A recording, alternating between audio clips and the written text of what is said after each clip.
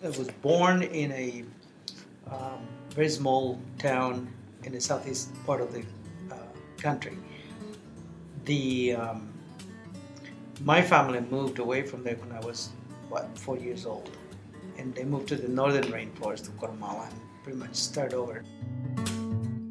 It was all the way from the start. I just wanted to know what the heck was going on in the ecology we lived in, and how did things come to produce. I mean, I was looking at our farm in a very diversified system. So that's what I wanted to do. I was born to work with nature and people and all that.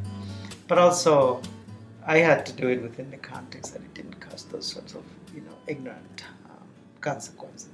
I graduated from the agriculture school in 1987, and I was one of the top 25 students, and the rest of it is history. We were raised to use what you learn and to be practical and apply it.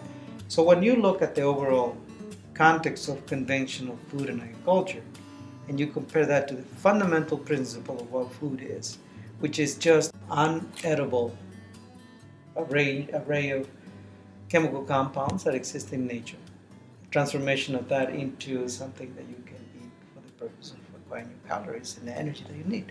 That's really all there is to it. And now raised in a culture where doing the right thing is the right thing, and there's never a wrong time to do the right thing. Right here today, there's a food system that poisons people. Whether you think that's conspiracy theory or whatever, it's a fact that the food at the store is full of poisons.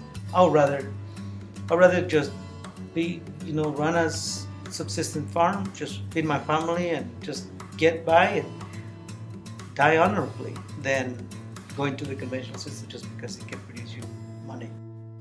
As soon as I arrived here, I knew that my job was to figure out a way so that if there is a possibility that we can create a system that marries the one side of the equation, which is the workers on the plants and the farms, and on the other side, the consumers who are interested in healthier products that are wholesome, natural, and so on and so forth. Now you take those two pieces, and then you can create a system that brings them together with the minimum amount of inefficiencies in the middle, so that you can make an economic proposition out of it and a new systems framework proposition.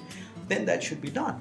And I looked around, and since it hadn't been done, I made it my goal, and that's why we are here now with the whole team and the whole institution to be able to say this is the new framework and the system proposition, and we are here to develop it. We have trained 21 families this last year. Before that, we trained about 16 families, not specifically in this sustainable food system, but in managing sustainable enterprises and learning the ethics and all of that associated with social enterprises.